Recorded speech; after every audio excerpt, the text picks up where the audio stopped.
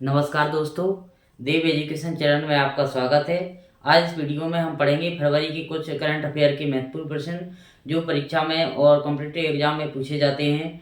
तो आइए वीडियो को शुरू करते हैं। पहला क्वेश्चन दिया है अपना 13 फरवरी 2025 को हस्तांतरण सूचकांक रिपोर्ट किसने जारी की है। तो इसमें से हमें याद रखना है कि हस्तांतरण जो सूचकांक है वो जारी कौन करता है। तो हस्तांतरण सूचकांक जो है वो पंचायती और जो केंद्रीय मंत्रालय है वो जारी करता है। और इसमें जो एसपी बघेल हैं वो कौन है, इसके बारे में हमें जानकारी होना चाहिए। एसपी बघेल हैं वो केंद्रीय मंत्री हैं। कौन है? केंद्रीय मंत्री। मत्स्य और पशुपालन केंद्रीय राज्य मंत्री हैं एसपी सिंह बघेल। इन्होंने ही जो हस्तांतरण सूचकांक रिपोर्ट है वो अभी हाल में ही जारी की है। और इसके संबंध में हमें कुछ और जानकारी होना चाहिए कि जो हस्तांतरण सूचकांक रिपोर्ट है वो संविधान के आर्टिकल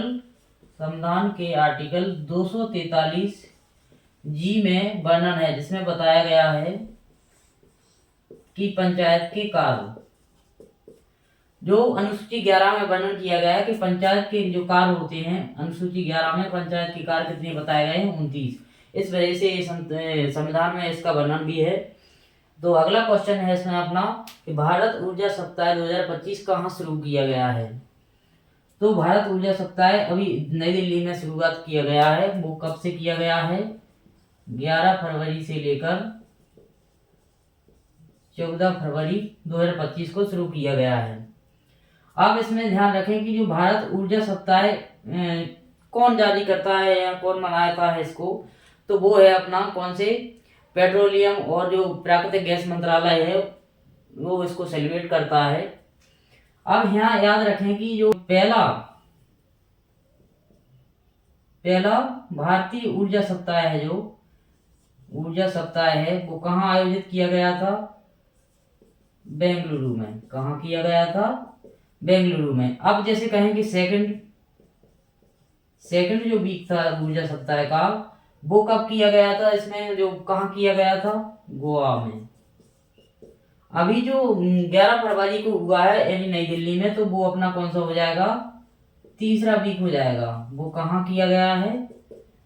न्यू दिल्ली में। तो इस प्रकार से हमें इसके साथ साथ अगले क्वेश्चन भी याद करके चलना है। अगला है अपना हाल ही में भ्रष्टाचार धारणा सूचकांक 2024 में भारत की रैंक क्या है। तो भ्रष्टाचार जो सूचकांक धारणा सूचकांक है उससे संबंधित हमें कुछ फैक्ट याद रखना है कि जो भ्रष्टाचार धारणा सूचकांक होता है इसमें 0 से लेकर 100 तक क्या रहते हैं? अंक रहते हैं। यदि किसी देश के अंक 0 के आसपास है यानी कि वो देश क्या है? अधिक भ्रष्ट है। यदि किसी देश की जो रैंक है वो 100 है यानी कि वो देश भ्रष्ट नहीं है, यानी भ्रष्टाचार रहित है। तो भ्रष्टाचार धारणा सूचकांक जो उसकी रैंक है वो भारत की अभी 96 है। 2024 की रिपोर्ट है उसमें फर्स्ट नंबर पर क्या है? डेनमार्क है। और 2024 में भारत की रैंक क्या है? 96 है। और भारत की 2023 में जो रिपोर्ट थी वो 93 थी। अगला क्वेश्चन है अपना अगले एआईडी की जो आर्टिफिशियल इंटेलिजेंस का जो सम्मेलन है वो कहाँ आयोजित किया गया है अभी हाल में ही? तो वो किया गया है फ्रांस में, जहाँ पर जो फ्रांस के राष्ट्रपति थे वो अध्यक्षता के रूप में लिया गया भाग। और सह अध्यक्ष के रूप में नरेंद्र मोदी वहां पर पहुंचे हैं फ्रांस दौरे पर। तो अब जो नया शिखर सम्मेलन होगा एआई का वो कहाँ होगा? भारत में ही आयोजित किया जाएगा। अगला दिया है इसमें भारत ने 2025 पैरा तीरंदाजी एशियाई कप में कितने स्वर्ण पदक जीते हैं।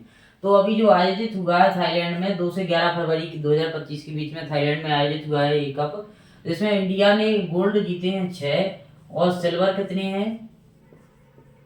सिल्वर 3 है। और जो ब्रॉन्ज यानी कि कांस्य पदक हैं वो 3 है। तो इस प्रकार भारत ने गोल्ड मेडल की संख्या कितनी है? इसमें 6 है, जो अभी थाईलैंड में आयोजित हुआ था। हाल ही में 14वें एशियाई मछली पालन एवं कृषि मंच का जो आयोजन कहाँ किया जा रहा है? तो वो नई दिल्ली में किया जा रहा है। कहाँ किया जा रहा है? नई दिल्ली में। लेकिन इसका मुख्य उद्देश्य क्या है? इसका मुख्य उद्देश्य है कि मछली पालन को बढ़ावा देना और कृषि के लिए बढ़ावा देना मुख्य उद्देश्य है इसका। अगला है इसमें नई दिल्ली में एकीकृत स्वास्थ्य समाधान के लिए यूनानी चिकित्सा में नवाचार एक नई दिशा पर अंतरराष्ट्रीय सम्मेलन का उद्घाटन किसने किया। जो इंटरनेशनल जो सम्मेलन था उसका उद्घाटन किया है द्रौपदी मुर्मू जो राष्ट्रपति हैं अपनी। तो इस प्रकार से अब हमारे चैनल पर आपको इसी प्रकार की जानकारी मिलती रहेगी। धन्यवाद।